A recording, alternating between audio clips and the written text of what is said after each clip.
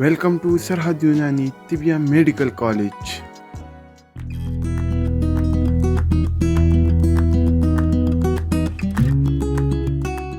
अस्सलाम वालेकुम अज़ीज़ साथियों, एक बार फिर आपकी खिदमत में हाजिर हूँ FTJ यानी फाजिल अल-तिब वल जुराहत के 4 साल कोर्स के वीडियो लेक्चर्स के साथ। ये video lectures national council for तिब हुकूमत पाकिस्तान के मंजूर शुदा निसाब के मुताबिक तैयार किए गए हैं। हम इल्मुल अदविया यानी हर्बल मेडिसिन्स के बारे में सीख रहे हैं और ये हमारा 17वां लेक्चर है। हम अपने आज के लेक्चर में मुख्तलिफ अमराज के इलाज में इस्तेमाल होने वाली मुख्तलिफ दवाओं और उनकी तिब्बी इस्तिलाहात के बारे में सीखेंगे, जैसा कि दाफ़े तशन्नुज यानी पट्ठों के खिंचाव या तशन्नुज या अकड़न की सूरत में कौन सी दवाएं इस्तेमाल की जाती हैं, जिसमें किसी तरह के फसाद या ताफन पैदा हो जाए तो उसको दूर करने के लिए कौन सी दवाएं इस्तेमाल की जाती हैं, दुहनी दवाएं कौन सी होती हैं और कब इस्तेमाल की जाती हैं, रादे दवाएं कौन सी होती हैं और इनकी ज़रूरत क्यों पेश आती है, आसिर दवाएं कौन कौन सी होती हैं और ये कब इस्तेमाल की जाती हैं, और गसाल या दो देने वाली दवाएं कौन सी होती हैं और ये कब इस्तेमाल की जाती हैं। तो आगे बढ़ने से पहले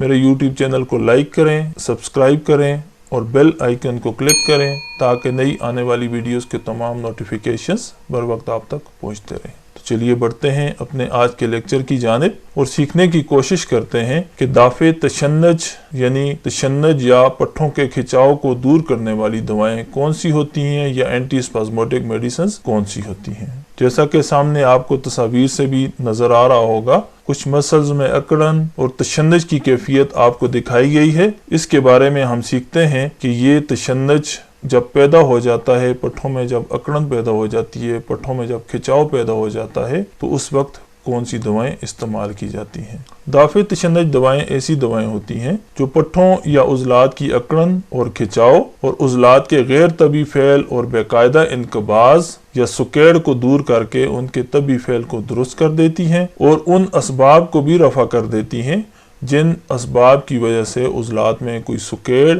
या तशन्नुज की कैफियत पैदा हुई हो। ये दवाएं दाफ़े तशन्नुज यानी खिंचाव को दूर करने वाली दवाएं या एंटी स्पाज्मोटिक दवाएं कहलाती हैं। ये दवाएं अपनी मखसूस कैफियत और सूरत नोया के असरात से, जिसमें इंसानी की तबी हरारत को बहाल करती हैं, दौरान खून को दुरुस्त करती हैं, उज़लात में जिन जिन मकामात पर कोई फासिद मादे रुके हों, कोई रतूबात जमी हुई हों, तो उन्हें तहलील करके जिस्म से खारिज कर देती हैं, उज़लात में हद से बढ़ी हुई सर्दी और खुश्की की कैफियत को दूर करती हैं और पट्ठों के अमराज और तशन्नुज का अजाला करती हैं। इनकी मिसाल में हल्तीत है, जदवार है, ऊद सलीब है, बलछड़ है, इसी तरह से ज़ाफ़रान है और इसके अलावा जुन बेदस्तर, जोज़मासल या रोगन पुदीना वगैरह भी दाफ़े तशन्नुज अद्वियात में शामिल होती हैं। यानी दाफ़े तशन्नुज दवाएं वो दवाएं होती हैं जब जिस्म में पट्ठे अकड़ना शुरू हो जाते हैं, पट्ठों में दर्द की कैफियत पैदा हो जाती है, अकड़न पैदा हो जाती है, अक्सर गर्दन के पट्ठे अकड़ जाते हैं,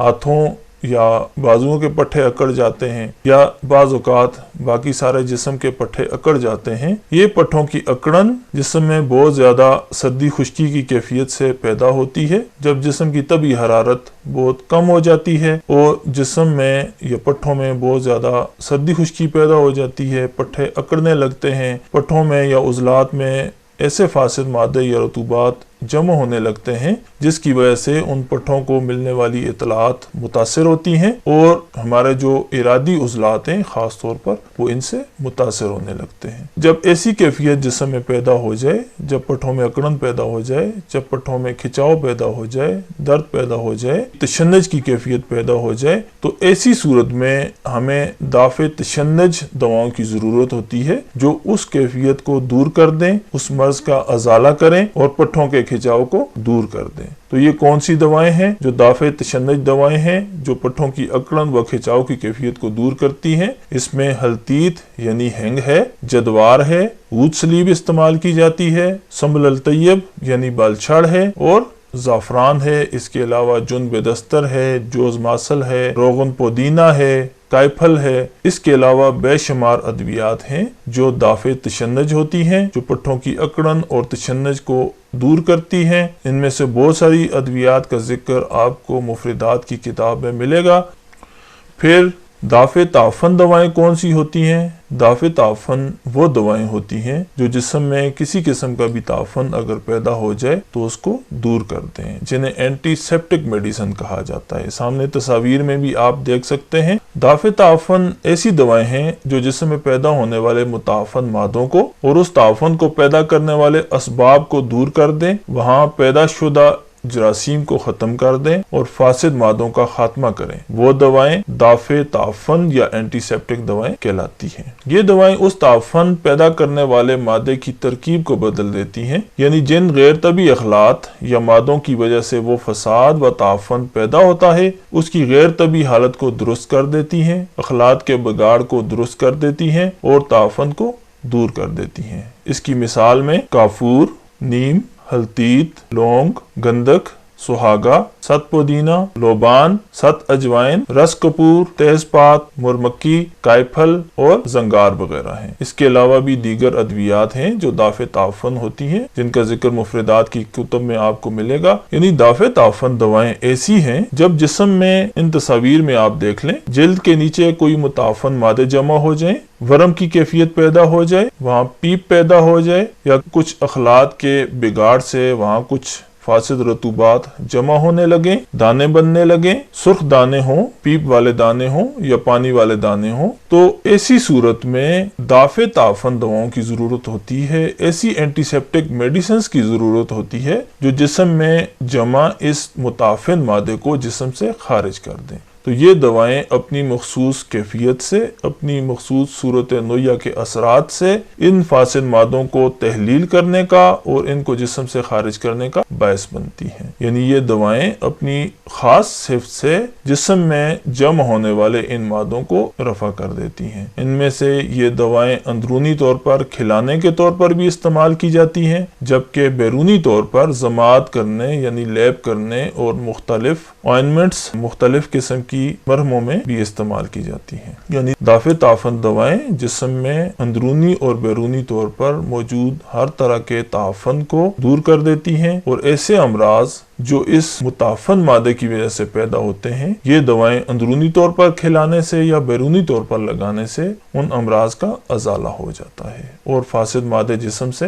خارج ہو جاتے ہیں۔ پھر رادے دوائیں کون سی ہوتی ہیں؟ رادے یعنی رد کرنے والی، مواد کو لوٹانے والی، مواد کو رد کر دینے والی یا ریپیلنٹ میڈیسن۔ یہ کون سی ادویات ہیں؟ یہ دوائیں جس میں انسانی میں سردی اور خشکی کو بڑھا دیتی ہیں، جس کی وجہ سے جسم میں اور رگوں میں سکیڑ پیدا ہو جاتا ہے، مسامات تنگ ہونے لگتے ہیں اور مادوں کا نفاذ یا انجذاب مشکل ہو جاتا ہے۔ اس کے ساتھ ساتھ یہ مواد کو بھی کثیف کر دیتی ہیں یعنی گاڑھا کر دیتی ہیں، اور اس کثیف مادے کی کثافت اور مسامات اور رگوں کے تنگ ہو جانے کی وجہ سے جسم میں مواد کا انجذاب اور نفاذ مشکل ہو جاتا ہے اور مادے جذب ہونے کی بجائے واپس لوٹ جاتے ہیں۔ اسی وجہ سے ان دواؤں کو رادے یعنی لوٹا دینے والی دوائیں کہا جاتا ہے۔ جتنی بھی قابض ادویات ہیں یا حابس الدم، خون روکنے والی ادویات ہیں، وہ رادے دوائیں بھی ہوتی ہیں، یعنی وہی دوائیں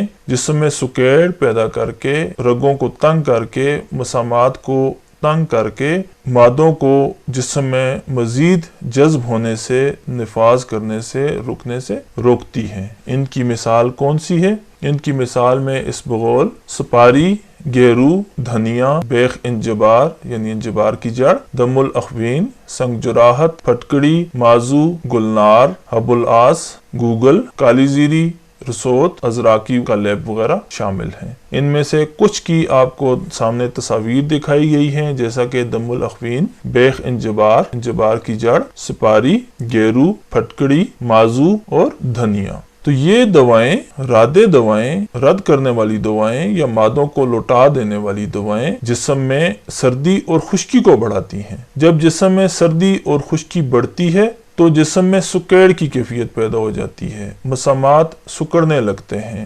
مسامات تنگ ہونے لگتے ہیں، رگیں تنگ ہونے لگتی ہیں، اور یہ دوائیں ایسی صورت میں مفید ثابت ہوتی ہیں یا استعمال کروائی جاتی ہیں جب بلغمی رطوبات بہت زیادہ جسم میں جمع ہونے لگیں یا دیگر فاسد رطوبات جسم میں بہت زیادہ رکنے لگیں اور ان کے رکنے کی وجہ سے جسم میں تعفن بڑھنے کا خدشہ ہو जिस्म फैलने का खदशा हो, आज़ा में रतूबात जमा हो जाने की वजह से उनके फैलने का खदशा हो, तो ऐसी सूरत में ये अद्वियात इस्तेमाल करवाई जाती हैं ताकि जो रतूबात या फासिद मादे पहले ही आज़ा में रुके हुए हैं वो खारिज हो जाएं और मज़ीद मादों का, मज़ीद अखलात का, मज़ीद रतूबात का उन आज़ा में इंजज़ाब और निफाज ना हो सके और कोई इस तरह का मर्ज लाग ना हो जाए जो फासिद रतूबात के जमा होने से जिस्म में लाग होने का खदशा होता है। या ऐसी सूरत में भी ये दवाएं, रादे दवाएं, रद्द करने वाली दवाएं इस्तेमाल की जाती हैं जब जिस्म में कोई ऐसा मर्ज लाग हो चुका हो, जब जिस्म में बहुत ज़्यादा गैर तबी रतूबात जमा हो चुकी हों या गैर तबी बलगमी रतूबात जमा हो चुकी हों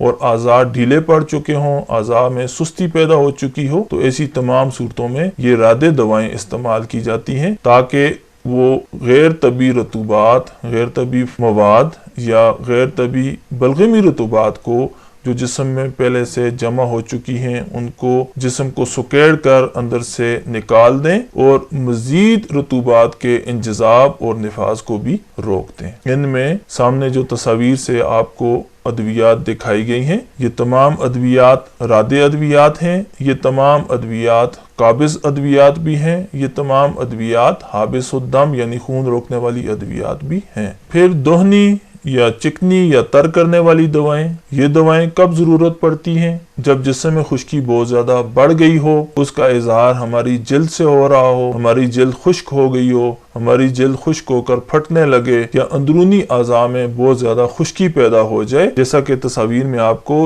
जिल्द की खुश्की दिखाई गई है, बैरूनी आज़ा की खुश्की दिखाई गई है। जब ऐसी कैफियत पैदा हो जाए तो फिर दोहनी अद्वियात इस्तेमाल करवाई जाती हैं। दोहनी ऐसी दवाएं हैं जिनके जोहर में चिकनाई यानी रोगनी अज्जा पाए जाते हैं और ये बदन की खुश्की को दूर करने और जिस्म में तरी पैदा करने की कुव्वत रखती हैं। यानी ये दवाएं जिस्म में तरी को पैदा करती हैं, रतूबात को बढ़ा देती हैं और जिस्म में हद से बढ़ी हुई खुश्की को कम कर देती हैं। ये अंदरूनी तौर पर भी इस्तेमाल करवाई जा सकती हैं और बैरूनी तौर पर भी इस्तेमाल करवाई जा सकती हैं। इनकी मिसाल कौन सी है? मगज बादाम है, मगज कद्दू है, मगज अखरोट है, मगज कंजद यानी तिल हैं, सरसों के बीज हैं, तारामीरा के बीज हैं और सूरजमुखी के बीज हैं। इसके अलावा मगज पिस्ता और मलकंगनी वगैरह भी दोहनी यानी चिकनी करने वाली दवाएं हैं। यानी ये वो दवाएं हैं जब जिस्म में अंदरूनी तौर पर या बैरूनी तौर पर आज़ा में खुश्की बहुत ज्यादा बढ़ गई हो, जिस्म में रतूबात की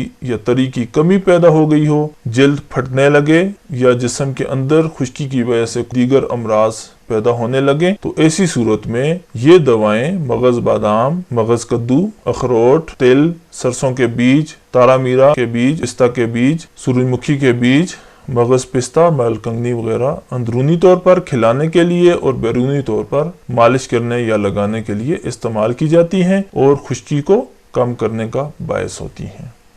फिर आसिर यानी निचोड़ने वाली दवाएं, स्क्वीजिंग मेडिसिन सामने आपको तस्वीर में भी दिखाया गया है जिसमें एक कपड़े को निचोड़ते हुए दिखाया गया है। आसिर ऐसी दवाएं होती हैं जो अंदर जमा शुदा फासिद रतूबात, गैर तबी रतूबात या बलगमी रतूबात को जिस्म से निचोड़ देने की ताकत रखती हैं और कुव्वत रखती हैं। आसिर ऐसी दवाएं होती हैं जो शदीद काबिज कुव्वत रखती हैं और आज़ा में इतनी सुकैड़ पैदा कर देती हैं कि निचोड़ की कैफियत पैदा हो जाती है और अंदर मौजूद पतली रतूबात खारिज हो जाती हैं। ऐसी दवाएं आसिर दवाएं कहलाती हैं। इसकी मिसाल तुख्म इमली, जामन की गुठली, पोस्त अनार, आमला, हरड़ या हलीला वगैरह है, जिसमें से आपको सामने तस्वीर भी दिखाई गई हैं। तुख्म इमली यानी इमली के बीज, जामन की गुठली, पोस्त अनार यानी अनार की बैरूनी जिल्द, अनार का छिलका, आमला तर और खुश्क दोनों हालत में आपको दिखाया गया तस्वीर में, और हरड़ जिसको हलीला या हरीड़ी भी कहते हैं, ये भी ताज़ा और खुश्क हालत में आपको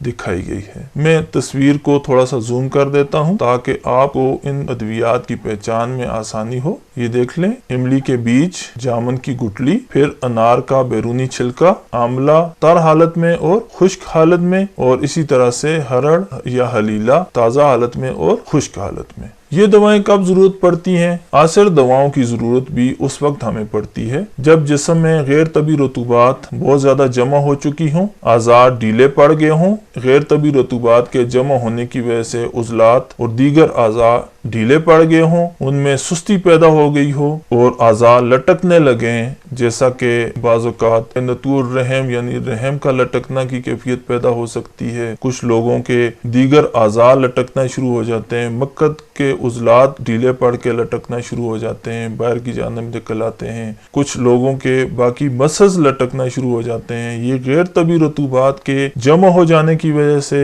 ان میں سستی اور ڈھیلا پن پیدا ہو جاتا ہے۔ تو ایسی صورت میں آثر دوائیں یعنی نچوڑ پیدا کرنے والی دوائیں، نچوڑنے والی دواؤں کی ضرورت پڑتی ہے تاکہ وہ جسم میں جمع شدہ تمام غیر طبی رطوبات کو نچوڑ دیں اور جسم کو دوبارہ سے اپنی طبی حالت میں لے آئیں، یعنی صحت کو دوبارہ سے بحال کر دیں اور جسم کے اعضاء میں جمع شدہ تمام غیر طبی رطوبات، فاسد مادوں اور بلغمی رطوبات کو نچوڑ کر خارج کر دیں۔ یہ دوائیں جب زیادہ مقدار میں استعمال کی جاتی ہیں تو یہ مسل اثرات رکھتی ہیں، جبکہ کم مقدار میں یہی دوائیں استعمال کرنے سے یا قلیل مقدار میں استعمال کرنے سے یہ قابض اثرات پیدا کرتی ہیں، اور دونوں صورتوں میں یعنی جب زیادہ مقدار میں یہ مسل اثرات مرتب کریں گی یہ تب بھی جسم میں جمع شدہ بلغمی رطوبات کو خارج کریں گی، اور جب یہ قلیل مقدار میں قابض اثرات پیدا کریں گی تو تب بھی جسم میں سکیڑ پیدا کر کے اندر جمع شدہ غیر طبی اور فاسد رطوبات اور بلغمی رطوبات کو خارج کر دیں گی اور نچوڑ دیں گی۔ پھر غسال یعنی دھو دینے والی دوائیں، کلینزر یا واشنگ لیکوڈ بھی انہیں کہتے ہیں، یہ کون سی دوائیں ہیں؟ ایسی دوائیں جو اپنی لطیف ماہیت اور لطیف رطوبت کی وجہ سے کسی عارضی مواد کو بہا لے جائیں اور جسم سے چسپاں میل کچیل کو دور کر دیں، وہ غسال دوائیں کہلاتی ہیں، یعنی غسل دینے والی، صاف کر دینے والی دوائیں۔ یہ دوائیں ماہیت میں اور رطوبت میں لطیف ہوتی ہیں اور اپنی لطافت ہی کی وجہ سے میل کچیل یا کسی عارضی رکے ہوئے مواد کو دھو دیتی ہیں۔ اس کی مثال میں نیم گرم پانی، آش جو یعنی بارلے واٹر اور ماء الحصل شہد ملا پانی یعنی ہنی واٹر، یہ غسال دوائیں ہیں جو جسم میں کسی قسم کا عارضی میل کچیل یا کوئی مواد عارضی طور پر رکا ہوا ہو تو یہ اس کو صاف کرنے کی، اس کو پاک کرنے کی قوت رکھتی ہیں۔ ان کی مثالوں میں نیم گرم پانی اندرونی طور پر بھی اور بیرونی طور پر، اسی طرح سے جو کا پانی یعنی جو کو پانی میں ابال کر اس کا جو پانی حاصل کیا جاتا ہے وہ آش جو کہلاتا ہے، جو کا پانی، اسی طرح سے شہد ملا پانی یعنی شہد اور پانی کو ملا کر ماء الحصل یعنی ہنی واٹر تیار کیا جاتا ہے، وہ بھی غسال قوت رکھتا ہے، اور اندرونی طور پر اگر کوئی عارضی مادے جسم میں رکے ہوئے ہوں، کوئی میل کچیل جمع ہو تو یہ اس کو دھو کر صاف کر دیتی ہے۔ اگلے لیکچر میں ہم کچھ نئے ٹاپکس کے ساتھ حاضر ہوں گے آپ کے سامنے۔ اگلے لیکچر میں ہم اسی طرح سے مختلف امراض کے علاج میں استعمال ہونے والی دیگر ادویات اور ان کی طبی اصطلاحات کے بارے میں سیکھیں گے، خاص طور پر قابض دوائیں جو دست و کے کی صورت میں استعمال کروائی جاتی ہیں، قابض الامہا دوائیں، قاتل دیدان یعنی پیٹ کے کیڑوں کو ختم کرنے والی دوائیں، اسی طرح سے کاشر یعنی غیر طبی جلد یا خراب جلد کو اتارنے والی دوائیں، کاسر ریا یعنی معدہ میں گیسز کو بننے سے روکنے والی دوائیں، اور اسی طرح سے کاوی یعنی داغ دینے والی دوائیں۔ یہ ہمارے اگلے لیکچر کے ٹاپک ہوں گے۔ مجھے امید ہے آپ کو آج کا یہ ویڈیو لیکچر پسند آیا ہوگا۔ اگر آپ کو یہ ویڈیو لیکچر پسند آیا ہو تو میرے یوٹیوب چینل کو لائک کریں، سبسکرائب کریں، بیل آئیکن کو کلک کریں اور اپنی مفید آراء اور تجاویز سے نیچے کمنٹس کے ذریعے ہمیں ضرور آگاہ کریں تاکہ ہم ان لیکچرز کو مزید بہتر بنا سکیں۔